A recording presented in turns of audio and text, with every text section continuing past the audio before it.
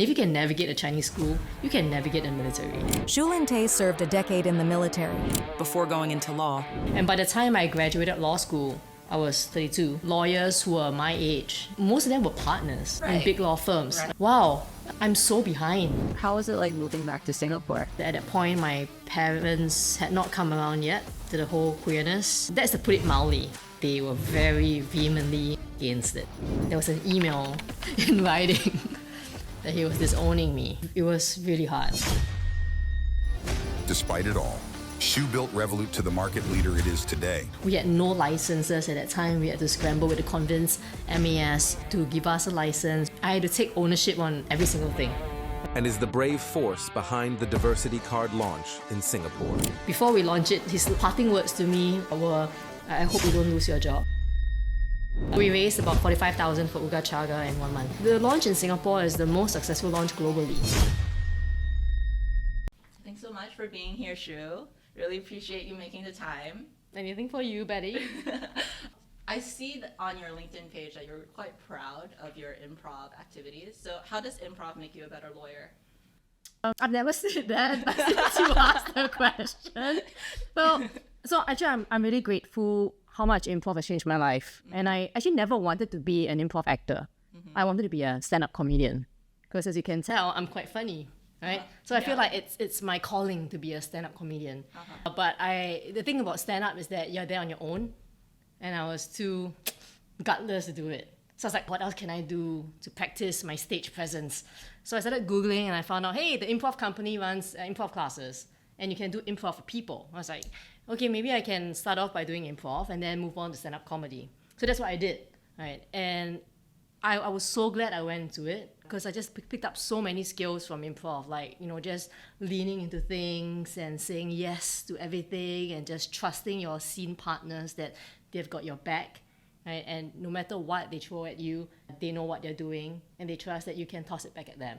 Right, so just being able to lean in and have faith and be vulnerable at the same time, because nobody wants to watch anything that's not authentic and not vulnerable, right?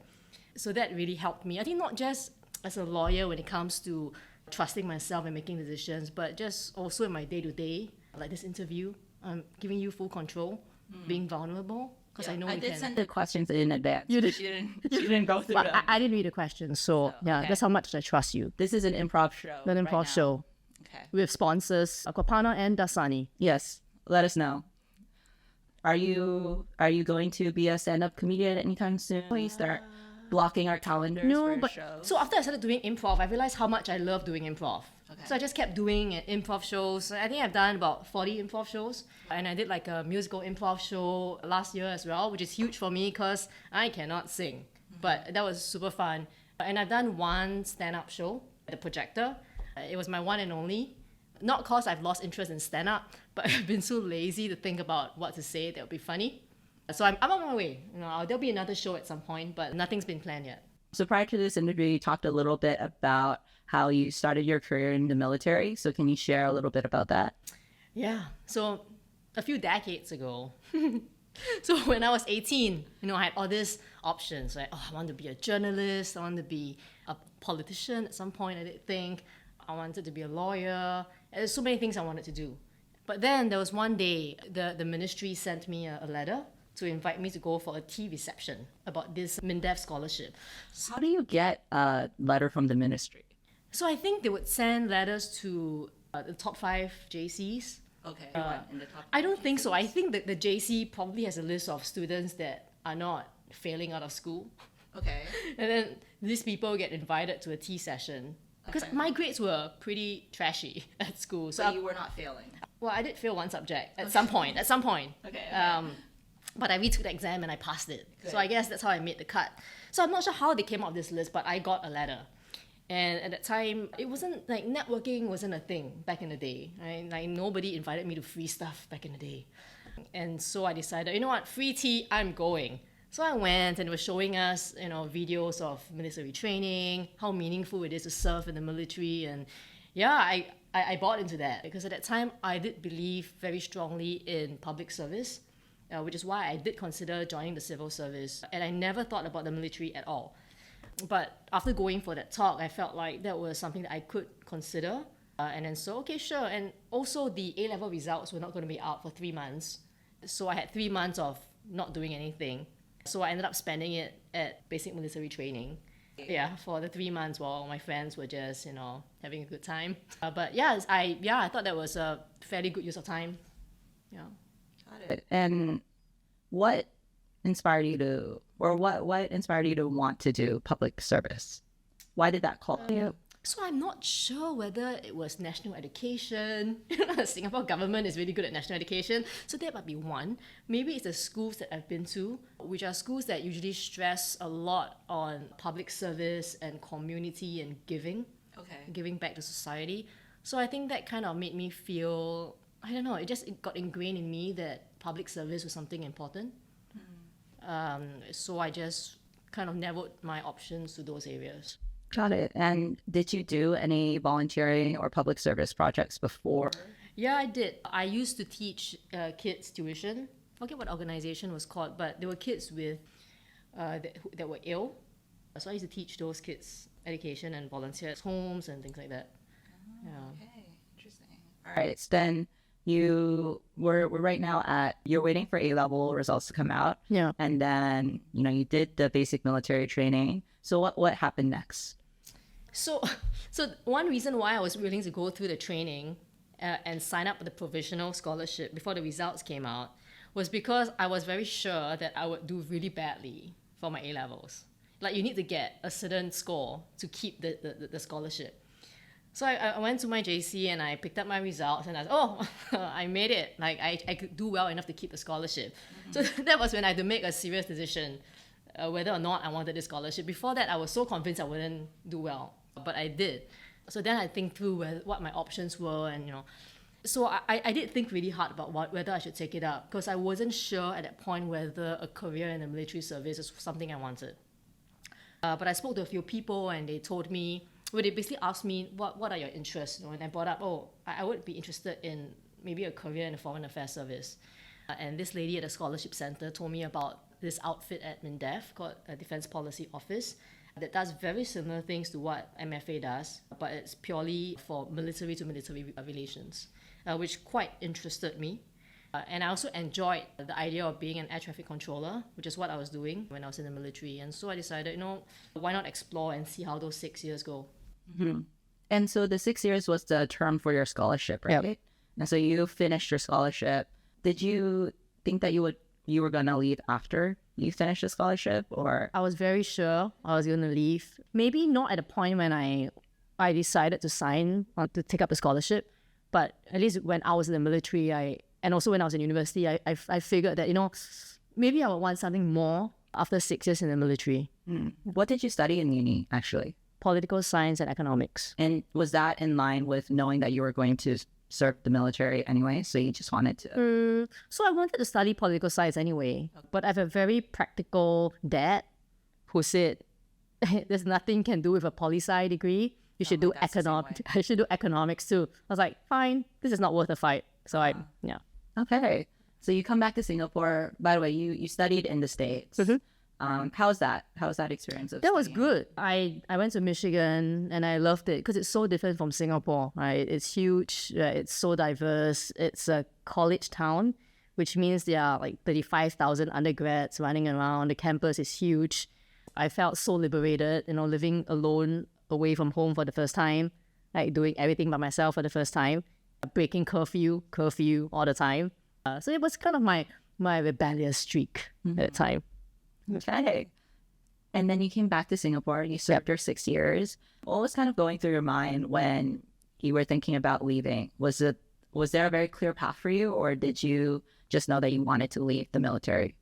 So I think in my final year in the military, I started thinking through my options. What are the things I'm interested in? Do I want to pursue those interests? And I narrowed it down to law. I felt like law was still something I was interested when I was 18, and 10 years later, I was still interested in pursuing it.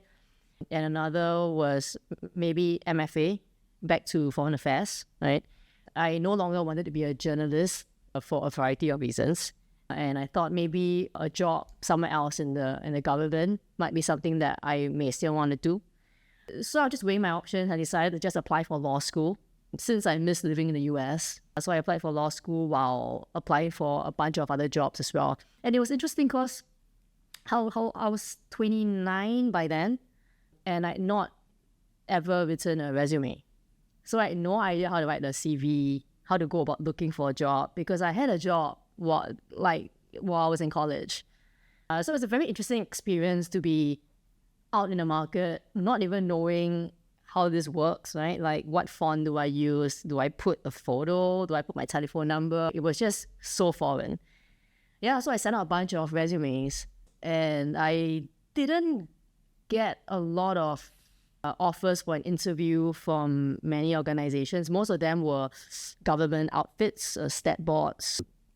And I did try my hand at one of the stat boards for about 9 months, but I decided that wasn't something that I wanted, so I left for my studies. Okay, and where did you study in the US? So I studied in DC the second time round. Okay, and what did you think about your 2 years in DC, as well as did you have a plan going through law school of what you wanted to do after law school? Actually, no. So I didn't know whether I wanted to be a lawyer. I just knew that I wanted to study law. That was one. And two, I really wanted to be back in the US. Three, I didn't want to be in the Midwest anymore. It's too cold. The city is too far from the airport. I want to be in a city that's convenient, right? And DC is fairly fun. It's the East Coast. And that's how I settled on DC. But there really was no plan. I'd love for you to talk a little bit about you're leaving this safety net, essentially, and you are on a scholarship and you're very primed for leadership and just rising through the ranks. And so how did it feel to give that up? Well, it felt really exciting. I was really excited the day my bond expired. Like I felt like it was my opportunity to reinvent myself, to renew myself, and go on another adventure. Because I like change. I like being on adventures. I wasn't too worried about making the wrong, quote unquote, wrong decision. That I don't believe in that. I felt like regardless of what my next step was going to be, I would still be enjoying it. And if I'm uncomfortable, I don't like it, I can always keep changing until I find something that works for me. But if I did not step out, I felt like this would just be my life. Did you get any pushback from people around you when you wanted to leave? Yeah, I mean, the military was trying hard to keep me for a while until they were convinced that I did not want to stay. From the family, I mean, they were really supportive. They were happy for me to pursue things that I wanted to do.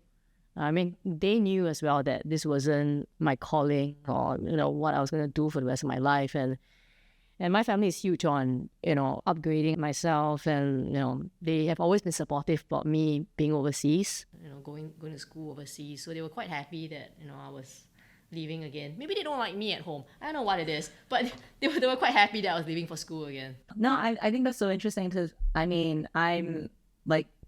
I'm still early in my career, but every time I am faced with a career pivot, there's always that sense of fear. And I think especially since in Singapore, and the military is the best example of this, but even if you're not thinking about public sector jobs, you're thinking about private sector jobs, every single big organization wants to grow their talent, and they'll just keep giving you incentives to stay within the organization. And so to leave that and then see my peers rising through the ranks, making up on pay scales, and suddenly being able to afford certain things, I think I'm constantly in a state of, I don't regret it, but I think amongst at least my friends in Singapore, it seems like there's less of that sense of I love adventure, which is what you're telling me, and more okay, if I do this, I understand that these are the opportunity costs. Yep. It's much more calculated. A lot of times, the family's getting involved. Sure, you're going to give this up. Think about how comfortable you'll be in 5 years. So I'm really surprised to hear. Yeah. Well, I mean, it's a good point that you brought up. And at the point when I entered law school, I was 29. And it's the age where most of my peers were quite settled. They may not be very senior in their jobs, but they are very well on their way there. Yeah. And by the time I graduated law school, I was 31, 32. And if you look at lawyers who are my age, most of them were partners in Right. big law firms, Right. right? So there were moments when I felt, wow, I'm so behind, right? But I thought about two things. So one, I had the experience in the military that these law firm partners never did. And I do, as I mentioned earlier, that I really am grateful for my time in the military. And two, the fact that I was so far behind my peers was actually a very strong motivating force for me to get I don't know what there means, but to get there. And I use it as a motivation to work really hard, to strategize, to keep networking, talking to people, seeking out mentors, and trying to figure out what I need to do to catch up. And yeah, it was really tough for the first 4 or 5 years. It was really struggling because it was hard. It was a time where the economy wasn't doing well in the US. It was really hard to find a job, and they were pretty much, a lot of companies were lowballing foreigners because they know that you need a visa. It's not so easy for you to change jobs in the US as a foreigner.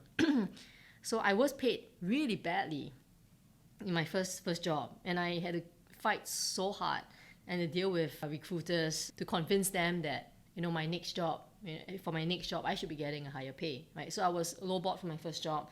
When I was offered my second job, she was going to give me a 20% increase. And I told her that was not acceptable because I was really lowballed and I didn't want this trend to continue. So if I'm valued, I should be paid at benchmark, which is this amount, which is about 50% above my last drawn. And she was saying to me that, this is unreasonable, nobody does that, it is not market practice, we can't do this. So at that point, I had a decision to make, right? Should I take the 20%, which is still a nice bump up, take the 20%, take this role that I was very interested in and just accept it, right? So I had this split moment and I was like, what should I do? And I decided, you know what, I just told her, I don't think this is going to work out. So I put the phone down. So I was thinking, was that the right decision? And I felt, yes, it was the right decision because I feel like it's a conversation about how do you value your worth, right? Are you going to just suck it up and take a pay that you don't deserve because you are desperate, But I decided, if I'm valuable, they will pay me what I deserve, and I will not once again be lowballed. 10 minutes later, she called me back. She was like, I'm so sorry that we ended off that way. Can we try the conversation again? So I explained my position to her, why I was sticking to that 50% raise. So she went back to the employer and they came back and they agreed to that raise. And so from that point on, I was leveled up and I thought I was compensated very, very fairly and at the rate that I deserved. And for me, it was quite a proud moment for me because, coming from the military, we don't negotiate salary, right? When we get transferred from one department to another, we don't say, I want a 10% bump up. Your increment is decided by the organization, and I never had to fight for pay. And that was the first time I actually fought for what I thought I deserved, even though I was desperate to leave the organization that I was in. So my takeaway from the experience is, like, one, do not look for a job when you're desperate, because you may end up taking an offer that you really shouldn't be taking. Was that what happened the first time? Yes. Yeah, because I needed a visa and that was the only employer offering me a job at that time. So it was so low, but I took it. And I didn't want that experience again. And it's less market practice now to ask for last drawn. It still is, but it's not as bad as before. That it really was the case that you're only going to get max 20%. Right? And I just didn't want to be stuck in that cycle. Yeah. Right. Can you share a little bit more about how exactly you went into the second phone call when she called you back and you explained your side of the story? What exactly did you say? It's exactly what I told you, which was that I was lowballed in my first job and I would like to get out of that cycle. And because she kept telling me that the employer was, they were very interested in me, they value my skill sets, they think I'll be a good fit. And to me, I need you to show me that all that is true and it's not just lip service, right? Because you should be fairly compensating someone if you think that they're good.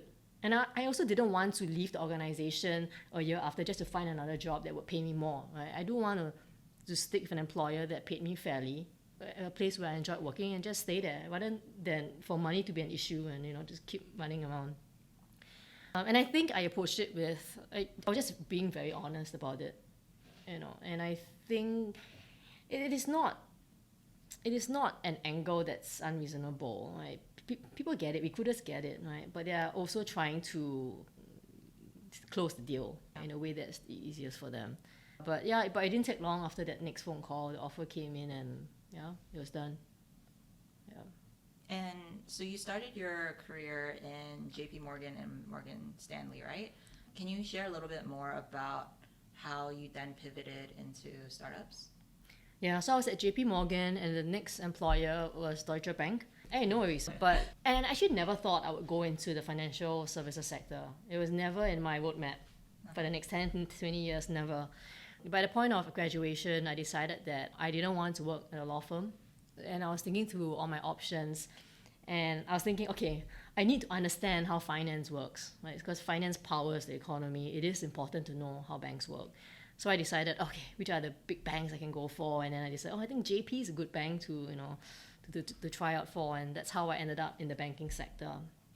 But after 2 stints at banks, I decided they're quite quite bureaucratic. It's huge. There's a lot of red tape. They're not as nimble. And this was sort of pre-fintech, right? Those days were pre-fintech. So there weren't really fintech alternatives at that time. Not too many to choose from.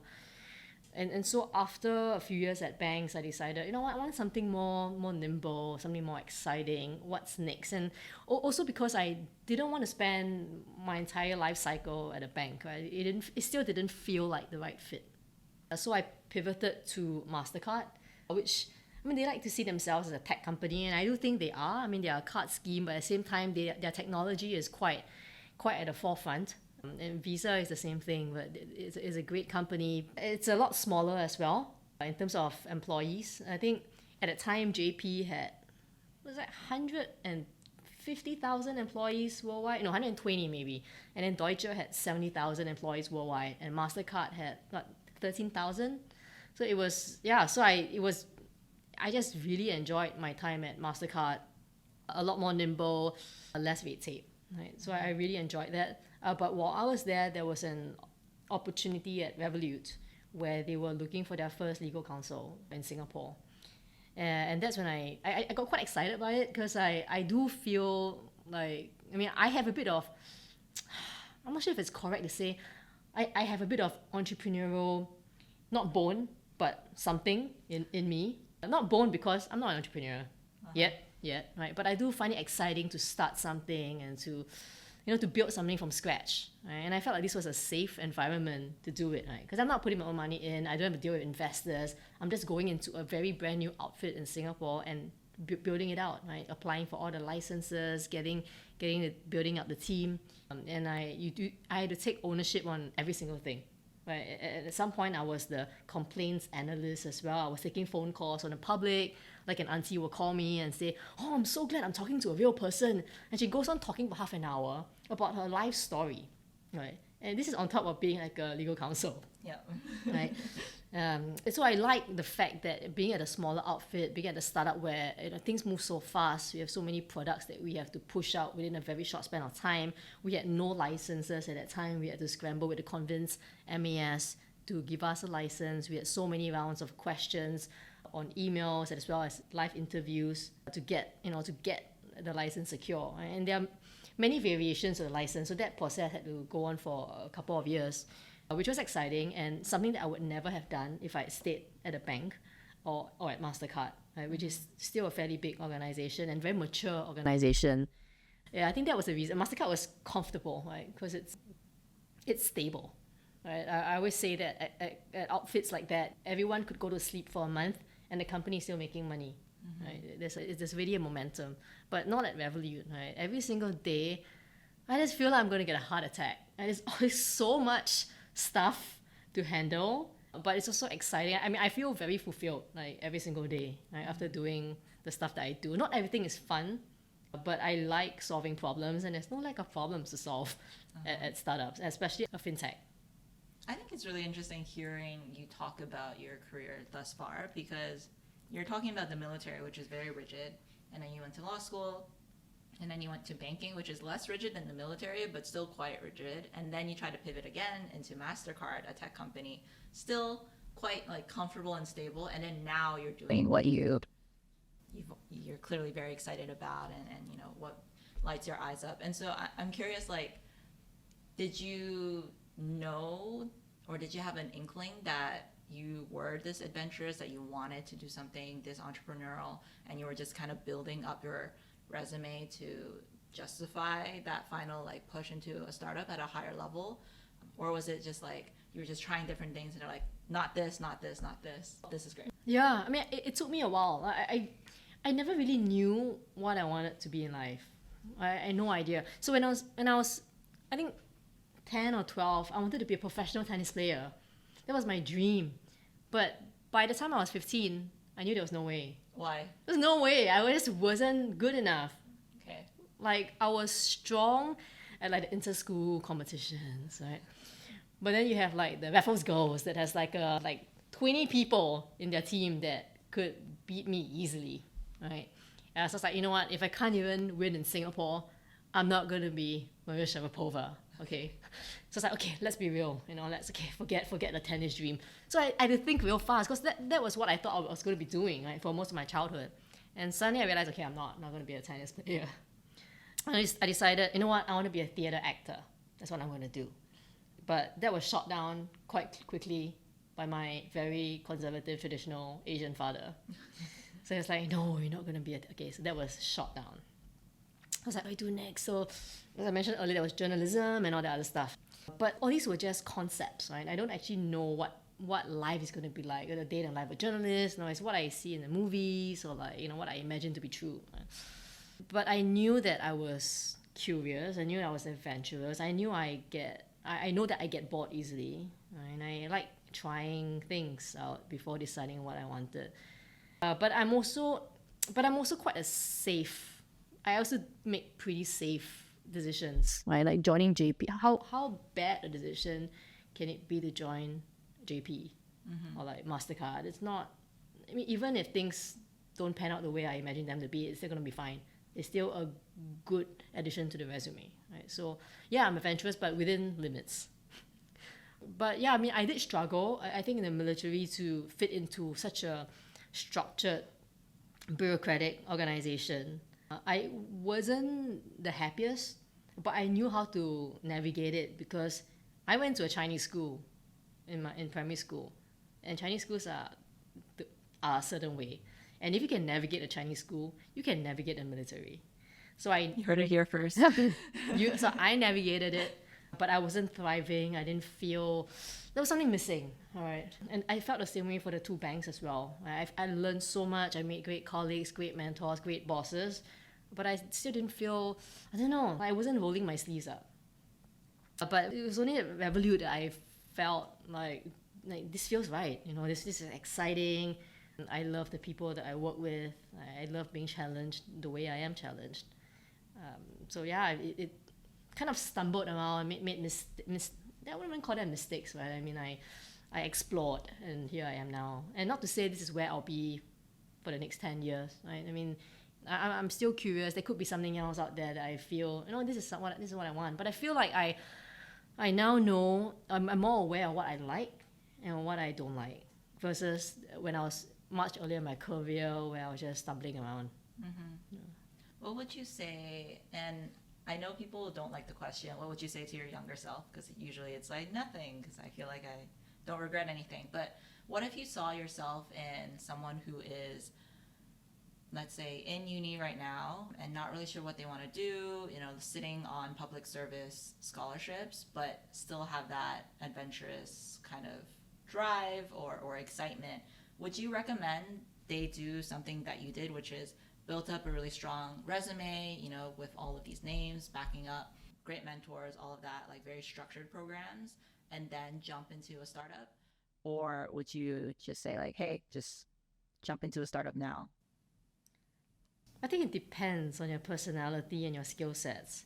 If I'm talking about me, with the skill sets I had and my personality, I would say like join a bigger outfit first, like get the fundamentals right, get that grounding, expose yourself to people in the business that have been doing this for a long time. They can impart you the knowledge that will help you later in life.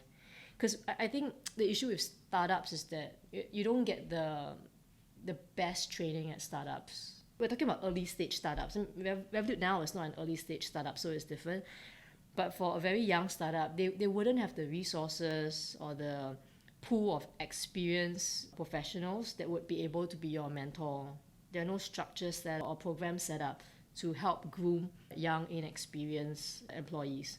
So for someone to go straight from university to a startup, I think you miss out on a lot of exposure to senior professionals, as well as basic grounding and education on like how should you approach problems in a certain way, what factors should go into your decision making process. Startups don't teach you that, but organizations like JP or Deutsche Bank that have been around so long, like it's in place. It's very easy to figure out what's the proper way to do things. So yeah, for me, I would say that made sense. For someone that's technically very skilled, you may not need to go through that whole rigor of like an establishment before you go to a startup, right? Because you have your skill sets, you can plug and play.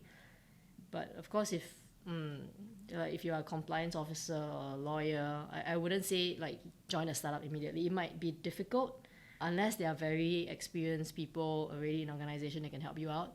And so it depends on your role as well as your knowledge, skill sets, personalities, and things like that. Why do you say it's different for someone who wants to join in the compliance or legal arm?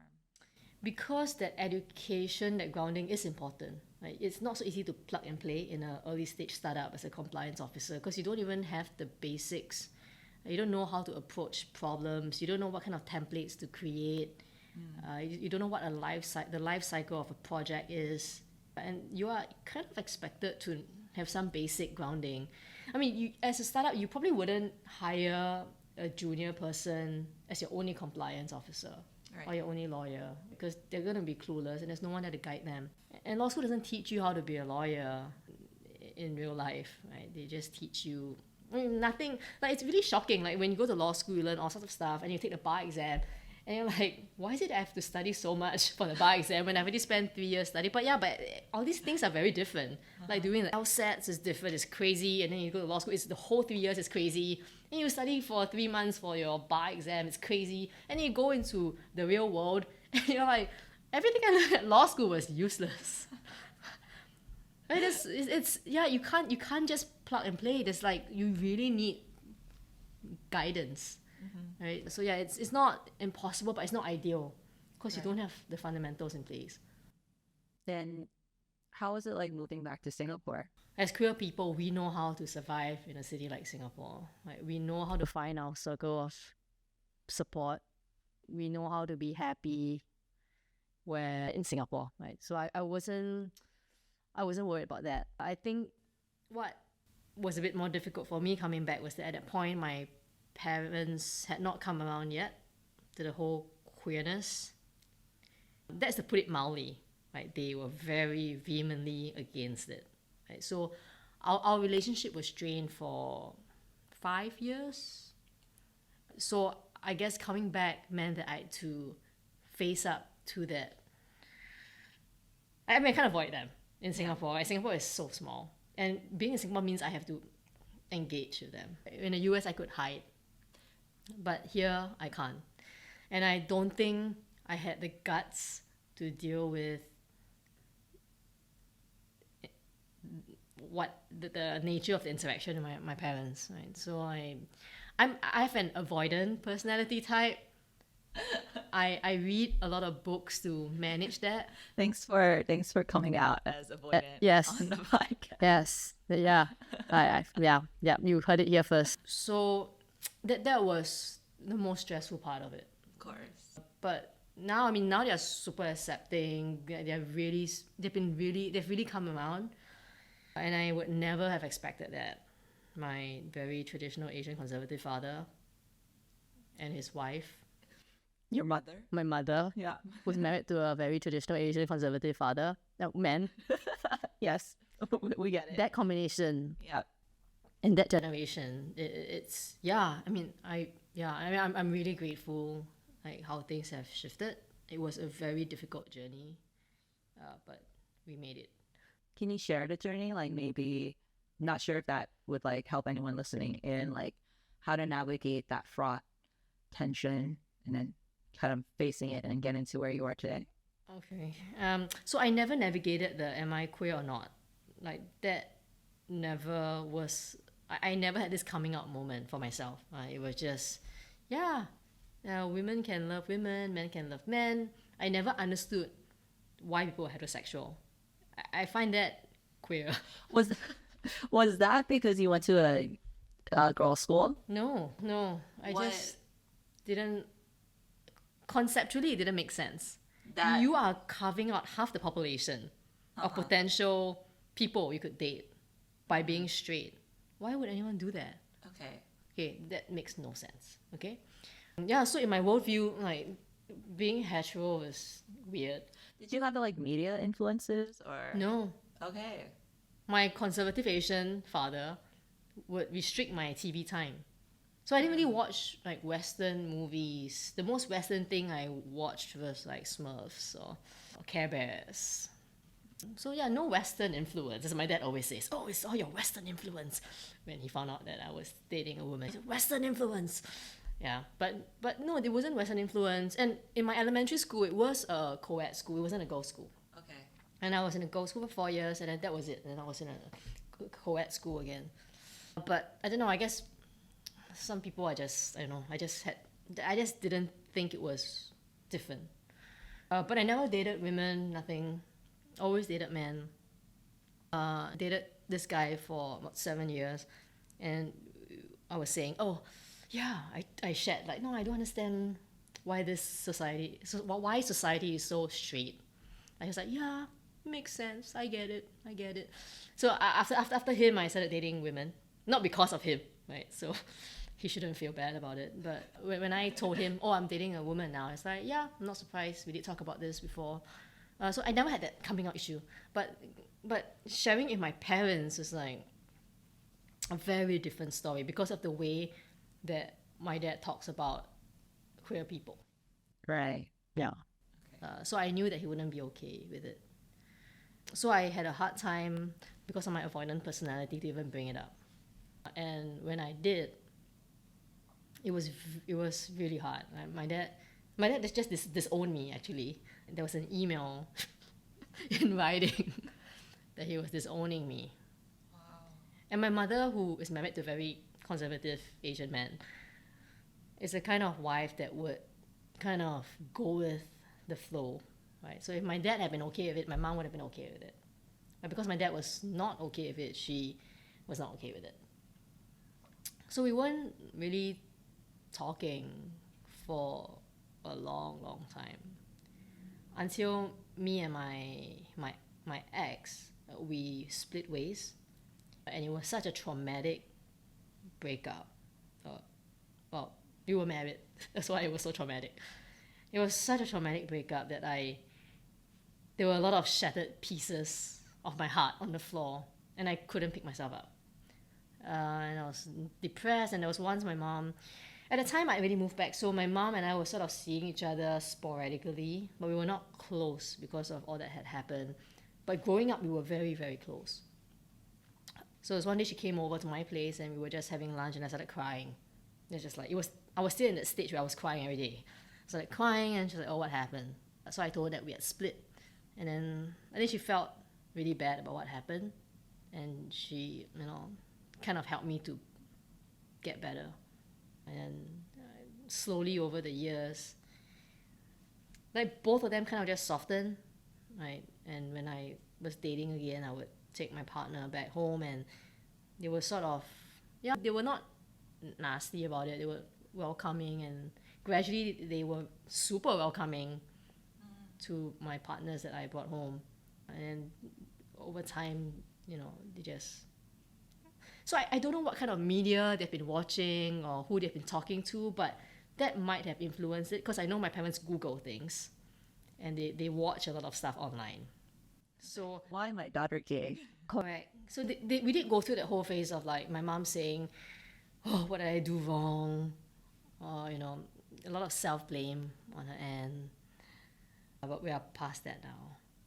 And there's no longer, and then so like we travel with my partner, and we have lots of family dinners, we do lots of things together, and they seem happy.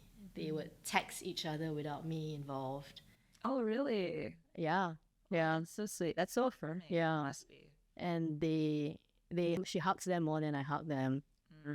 Yeah, It's the avoidant coming through. it's yes. So she has a very easy relationship with my parents, and I think they like how my dad is also avoidant. And I read in a book last night that avoidant people are drawn to people who are more expressive with their feelings because that's something they can't access. So when they have those people around them, it feels nice. So I think that might have got to my father. Your partner is very effusive. Yeah. Like she really draws them out. She would ask him a lot of questions. She's really good with older people. Hence we date. I was waiting for the punchline. Yes. You brought it up yourself. Hence we date. And she's also better with like even older people. She's super good with like aunties, uncles, grandpa, grandmas. Like super good. So I think she kind of like reeled them in. Yeah. I think the physical touch helps too. What I'm hearing is that you didn't really have a conversation with them after coming out. It just happened over time, but it wasn't like, this is my partner that I'm bringing to a family event. It was more like you just brought her. Yeah. So this was after my ex-wife and I split, and when I brought my next girlfriend home, I didn't say anything. It was just like, this is The name. this is the name, and then okay. And then after a while, she keeps appearing. Like, Right. yeah. And they were really nice to her. And now my current partner is the same thing. They're super sweet to her. I'm just really grateful. It's amazing. Yeah, it's funny, like time can really turn people around. Yeah, and my father can be turned around. Anybody can be turned around. You just need to be patient and keep trying and not hide. Avoidance is very bad, it doesn't solve problems at all. Like you can't avoid, right? Because both parties are gonna avoid, and like, I read that the success rate or the longevity of like avoidant type is the lowest among all the different types. Yeah. Thanks for that. Yeah, I can remember this because I've been highlighting my book. I'm like, oh, it's a good point. Yeah. I'm loving this journey for you. You're preaching to the choir because I'm more anxious. Okay. Yeah. So Anxious and avoidant types. The success rate is not too bad. It's better than avoidant. well, yeah, because avoidant would just avoid Correct. the relationship. Which is me and my father. So our family meals are actually a lot better when my partner joins us, because then it's more relaxed. Much easier. She helps to like lubricate the gears. So much so that now even when she's not there, I feel like it's still easier because we have worked the gears. We have that momentum. We can take it forward without her being around. Yeah. It's awesome. And I love that you're reading about all of these things. Do you want to recommend a book? So one thing about me is that I have a really bad memory. So you forgot the book already? Yeah. But this person is really famous. This book was secure, last night. secure relationships. So just Google secure relationship famous author. No, I will let you know. We'll put it in the show notes. Yeah. But this person is super famous. This person talks about attachment styles. Is that person? But it's not. Is it Lori Gottlieb? No. Lori Gottlieb is good too. Yeah. No, but it's show notes. Yeah. Okay. Yeah, it's good. And I waited 6 months for this book. I pre-ordered on Amazon. Wow, you're pre-ordering books about avoidant Yeah. attachments. Love that. Yeah. That's your self-healing journey. Yeah. I think also something to note from what you shared is that you've repeatedly exposed yourself to and been vulnerable by bringing your partner over and over again, but not really knowing what their response is. So I think like really kudos to you for doing that, even though there was no words to be shared and it wasn't like a confrontational, like this is my partner, accept it or not.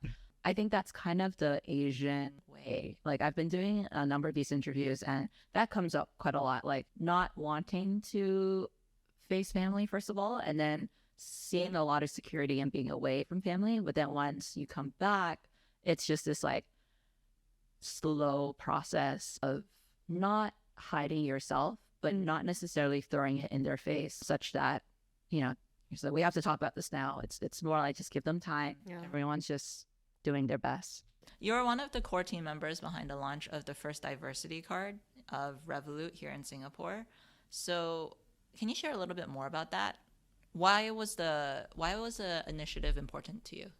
Yeah, so diversity card is a card with a rainbow motif, and it's not new at Revolut, but we've only had it in our European markets and US markets. So every Pride Month is a special edition card that will be launched in support of a queer organization, a queer non-profit or charity. So if you donate X dollars, you get the card delivered to you for free, and the entire sum goes to the charity. So this is our Revolut's effort to contribute towards the LGBT community globally, or at least in the Western world. And this is something that I thought was important to bring to Singapore because there isn't really something that queer people can hold up and say, this is us, right? This is our identity, right? It's interesting. Like I do feel that when people use an item that represents them, it feels actually really good, right? And this launch was actually really successful because we were and are the only player in the market that offers a card that has a rainbow motif. Of course, we don't go out there and say this is a gay card, right? Because that's not the point, right? It's about inclusivity and spreading the notion of diversity and acceptance, right? Which is how we market it. And after launching the campaign, we've had so many people that sign up for the card and have been using it. Right? They like actually flashing the card, not to put it in their Apple Wallet and tap the phone, but actually use the physical card. Right? I guess that's a statement of acceptance, right? When you have a company that's willing to push a product to the market, even though it may not be 100% safe to do so, because we are a regulated company. We are regulated by the MAS, and we do have to manage the way we market our products and think about what kind of products would be palatable to launch in Singapore. So there was a lot of navigation, and actually this took about 2 years for us to push it out to the market. I'm surprised. I didn't make the link between MAS being your regulator and this card. Like, I didn't think that would even... Yeah, I mean, FIs, financial institutions in Singapore, are very careful about making any statements or planning any activities or offering products that would suggest that they support the Pride movement or values that are not in line with what the government endorses. Right? The banks are very careful about that, which is why you don't see any rainbow card in Singapore. Rainbow cards are very common in many other countries, but not here, because they're talking about like licensing issues. So like internally, actually before even fighting this battle in Singapore, we had to fight a battle internally where initially I had wanted to tie up with Action for AIDS, which is our other donation partner. But when I pushed it internally, one of the senior growth members mentioned that it's not suitable to tie up with Action for AIDS because we would be insinuating that gay people get AIDS. And I guess it was my blind spot. I never thought that would be the connection that people might draw. But the fact that one person made that connection, I felt like, okay, maybe that was a mistake. So we missed that boat, and then I left Revolut. And then when I came back, I was like, okay, let me get it through this time. And we partnered with Ugachaga, which offers mental health support to LGBT folks in Singapore. And this time internally, there was no issue with it. But then we had to think about how do we launch it in Singapore. So we did socialize this with the regulator and tell them that we're offering this product it's purely for the purpose of promoting diversity and inclusion, nothing more than that. We're not trying to make a policy statement about anything. We're not taking sides about what's right or what's wrong. This is all it is. Right? So we did a very soft, gentle launch, and then we started appearing at some events, and we didn't get any pushback from the regulators, which we are grateful for. And if we had encountered any pushback, we would just have pulled the cards, right? That's all. But I think it's so meaningful for the community to see that, you know, there's something that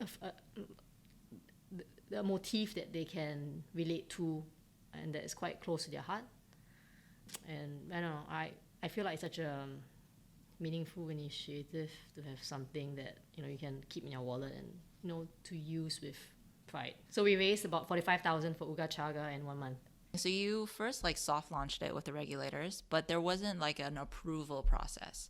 It was more socializing it with the right people and then launching it anyway with the mindset of we can take it down if anything comes up, but we're not going to ask for permission. Yeah. And it's really not that we're trying to push for any values, but we want to support marginalized communities. Right? And the LGBTQ community is a marginalized community in many parts of the world. And we do run similar campaigns with like SPCA and SOSD. It's not just for queer people. Right? We do believe that we want to support various communities, and the queer community is just one of them. Was there any pushback internally about doing this?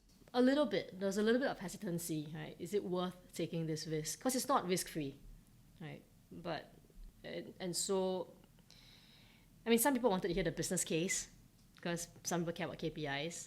Some people were okay, were just happy with the idea because they do want to support the community and they thought it was meaningful. And some of my colleagues after launch, they were saying things like, this is the product that I'm the most proud of that we've ever launched, right? Because it's meaningful and the take-up rate was high, you know, there was traction, there was good traction. But I feel like unless you are part of the community or you know people who are part of the community, it may not be so obvious to you what the impact of this card would be. But because I knew, I was very confident that yes, people want this, people would want this. And my CEO, who's also a super open-minded guy, was like, he wasn't very sure about the business case. He was like, are you sure people would want this card? Because the launch in Singapore is the most successful launch globally. Like nowhere else in the world do we raise this kind of money, and did we get that many card orders, and did we have the users use the card as extensively as the Singapore users do?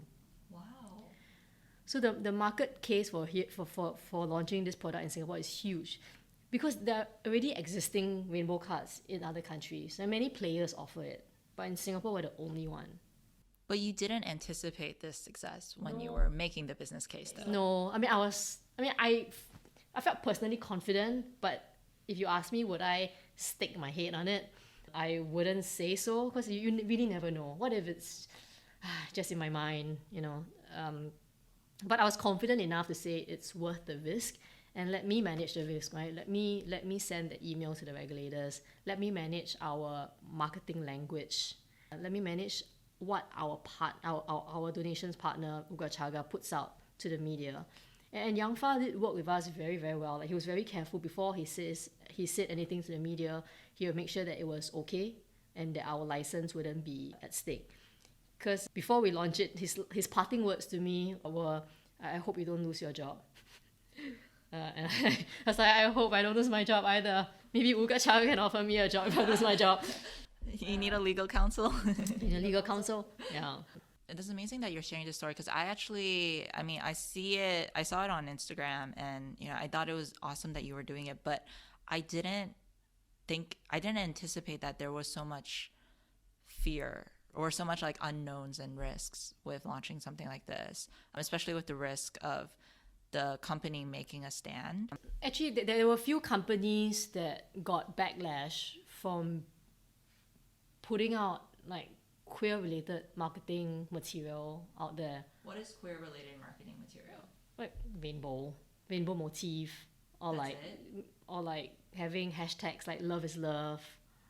Like Cathay had this like pink escalator thing going on, and there was another event sometime last year where this company got a permit to market some stuff, and then they had some queer related motif that came up, and then their permit was either cut short or just terminated.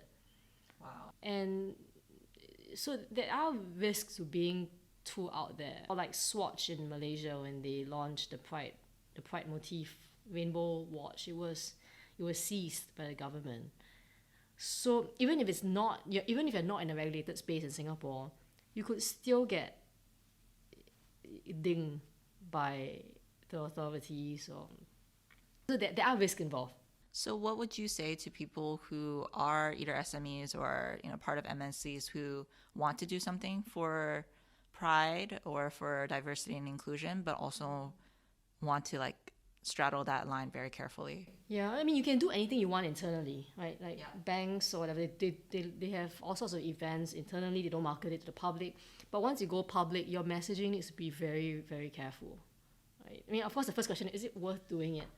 If it's for a meaningful cause and there's a good business reason for it, then think about how you're going to present it to the public, right? If you are going to be, I mean, there are OB markers in Singapore, right? Out of bound markers, right? It's not, the government doesn't really say what's okay, what's not okay, but you should know, have a sense of where the boundaries are and don't go beyond it. And what did you do for the Revolut launch that made it sure that you were within the boundaries? So I wouldn't hashtag love is love. Okay. So nothing too like in your face. Pushing any LGBT agenda, like nothing like that. Right? Just focus on what matters, which is to support marginalized communities. Like I wouldn't hashtag LGBT. I wouldn't hashtag pride. Because this is not about supporting Pride Month. Right? It's about ensuring that we support maybe those that don't have a voice.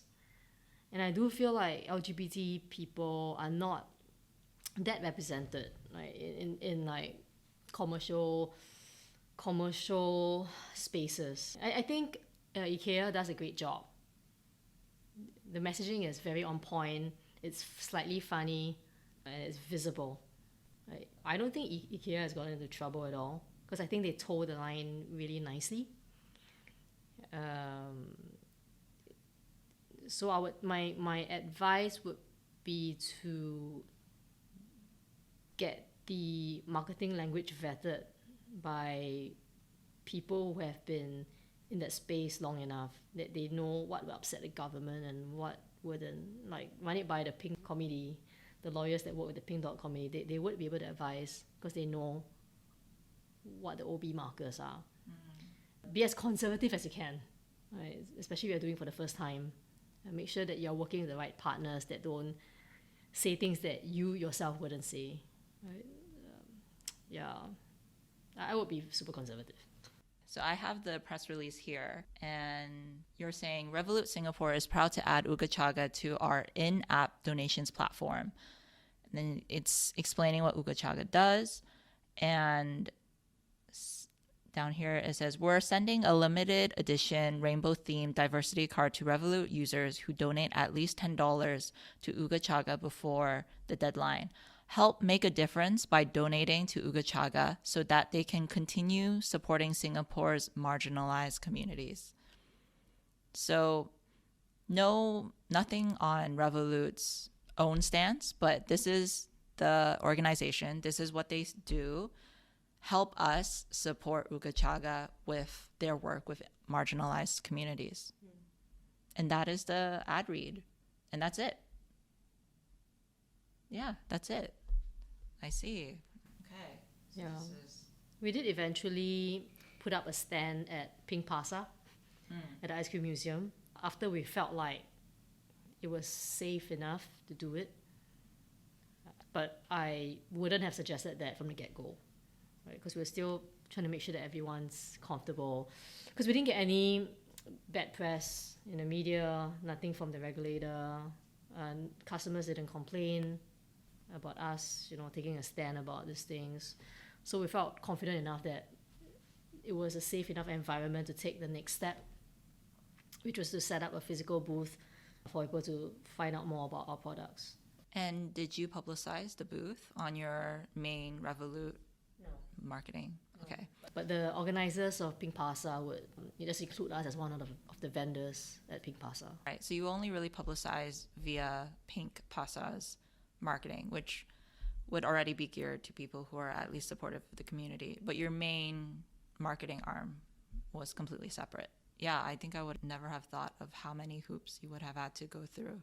And here's your military experience coming into mind, right? Like you really understand, and even your time during JP Morgan and Deutsche Bank even, it's like you understand how to go through red tape and how to get things done in a way that doesn't upset the main stakeholders. Because there's a way to do it that is efficient and that at least gets you somewhere, even if it does mean having to water down your message at the end of the day.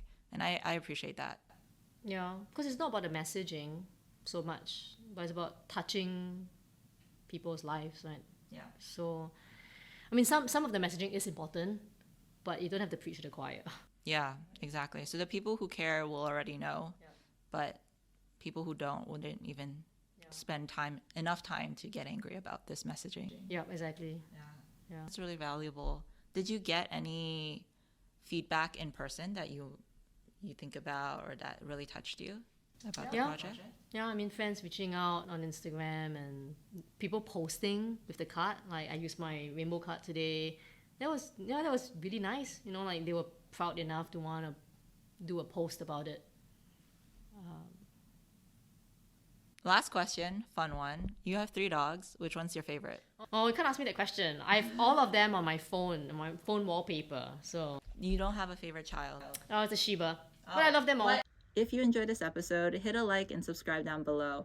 3 seconds from you makes a massive impact on getting more people to hear the inspiring stories and advice from our guests. Stick around for B-roll, and thanks so much for spending your time with us. This is me doing the mic test at Yale NUS. What? Why are you laughing? Can we be serious for a second? This is a mic test. You gotta speak into the mic. I am speaking into... How am I not speaking into the mic? I'm so confused by these mic tests. It's not very good. Like, what do you want me to do?